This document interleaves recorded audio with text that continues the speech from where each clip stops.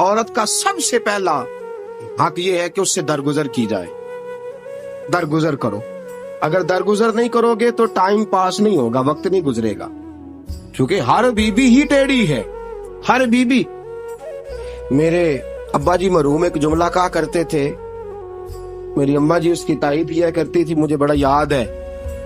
وہ ہم بھائیوں کو جب کبھی جھگڑا ہوتا تھا نا, میاں بیوی کا ہو بھی جاتا ہے جھگڑا, رسول پاک علیہ السلام کا بھی ہو جاتا تھا, اور یہ محبت کی لڑائی ہوتی ہے, تو ایک جملہ کہا کرتے تھے, فرمایا کرتے تھے تم اپنی بیویوں سے اس لیے اچھا سلوک کرو کہ تمہاری بہنوں کے ساتھ بھی اچھا کیا جائے گا.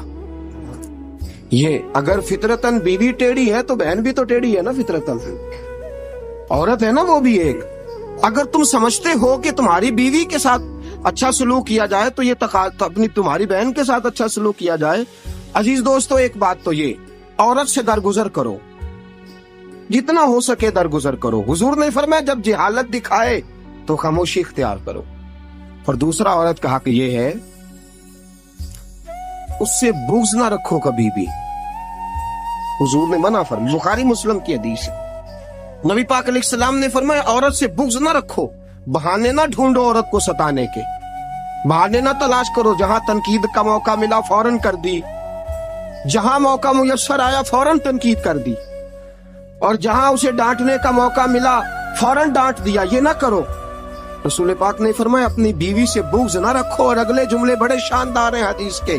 حضور نے فرمایا اگر اس کے اندر خامیاں پائی جاتی ہیں تو خوبیاں بھی تو پائی جاتی ہوں گی نا. اگر کوئی خامی ہے جس کی وجہ سے تمہیں اچھی نہیں لگتی تو ذرا باقی کی اس کی زندگی اور باقی اس کا طرز حیات دیکھو نا, تمہیں خوبیاں بھی میسر آ جائیں.